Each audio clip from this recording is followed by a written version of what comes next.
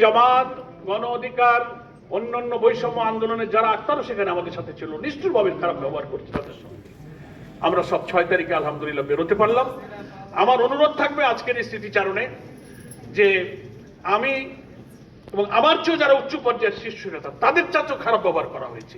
ওই ডিবি অফিসে বিএনপির, আমি নাম বলবো না, আমার চেয়ে বয়সে সিনিয়র কেন্দ্রীয় নেতা তাকে যেভাবে মারপিট করেছে, আমাকে বলছে পরার ভাই বিএনপি করতে আসছিলাম, আজকে মার খেতে হলো, এটা জানলে আর আমি আন্দোলনে আসতাম না।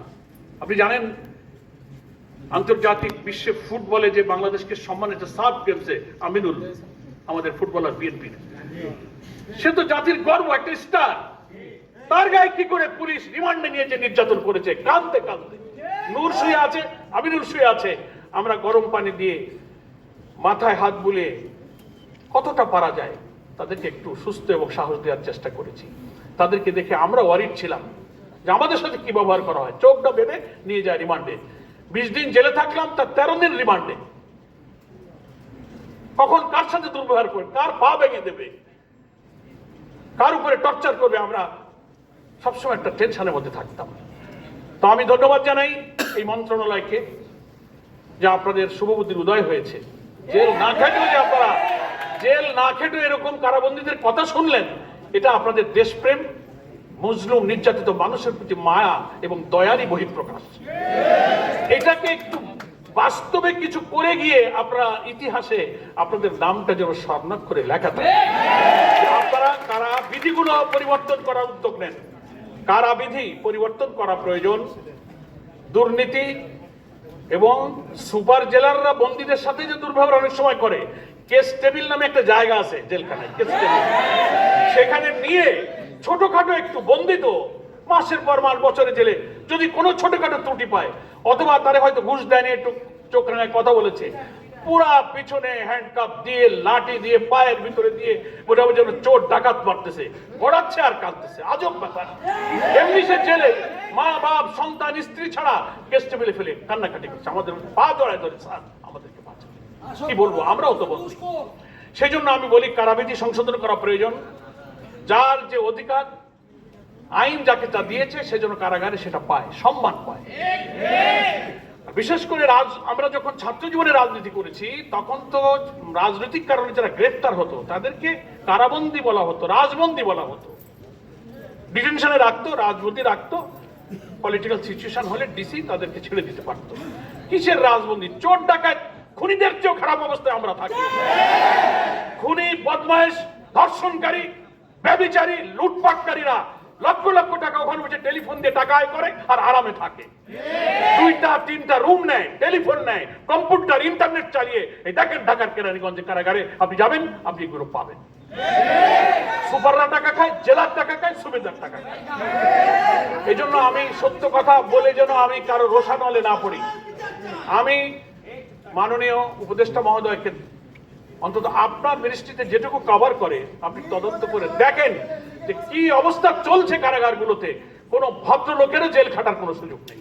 আর বড় কথা, আমরা যারা জেল কেটেছি আমরা তো নিরপরাধ, আমরা তো কারোর অধিকার নষ্ট করিনি, একটা দুঃশাসনের বিরুদ্ধে আমরা আন্দোলন করেছি।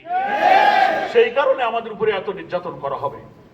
আলহামদুলিল্লাহ, আমরা যখন শুনলাম যে চলে গেছে 2 বোন দিল্লিতে কারাগারে, নূর বলেছে হ্যাঁ শ্বশুর বাড়ি, আমি বলছি যেখানকার মাল সেখানে চলে গেছে। আমরা কারাগারে কেরানীগঞ্জে তখন 10,000 বন্দী, কি স্লোগান, নারায়ে তাকবীরের আওয়াজ, গোটা জেল অশ্রুসিক্ত হয়ে সেজদায় পড়ে কেঁদেছে, একে অপরে জড়ায় ধরে আমরা কেঁদেছি। আমাদের ডাক্তার আব্দুল মোহাম্মদ তাহের, বিএনপির শীর্ষ নেতৃত্বে আমরা সব কারাগারে, চোখের পানি। এখানে ডক্টর আমাদের মোবারক হোসেন আছেন, তার হার্টে প্রবলেম হয়ে গেল, নিঃশ্বাস নিতে পারে না। এই যে মঞ্জু ভাই আছেন, আক্তার আছেন, আমরা এখানে সব, ওই যে প্রফেসর আমাদের ভাই মাহতাব সাহেব, এই সমস্ত উনাদের মতো লোকের সাথে দুর্ব্যবহার করেছে। সব আমরা কারাগারে ছিলাম। তা আমি বলছি যে আমাদের এই অবস্থার পরিবর্তন হওয়া দরকার। আমার মনে হয় যে মাননীয় উপদেষ্টা জনাব আসিফ নজরুল এই আয়োজন যে করেছেন, নিশ্চয়ই তার মধ্যে আল্লাহ কোনো শুভবুদ্ধির উদয় করে দিয়েছেন। আমরা হয়তো কোনো রিলিফ পাবো, আমি চলে যাব দুনিয়া থেকে, কিন্তু কারাগারের জন্য আপনি কিছু আইন বদলাই গেছেন, কারাবিধি পরিবর্তন করেছেন, সেটা অন্তত ইতিহাসে লেখা থাকবে আপনার নাম। আমি এই আবেদনটা করি এবং আমি একটা কথা বলে বিদায় নিই, মায়ের দোয়া কতগুলা কাজে লাগে।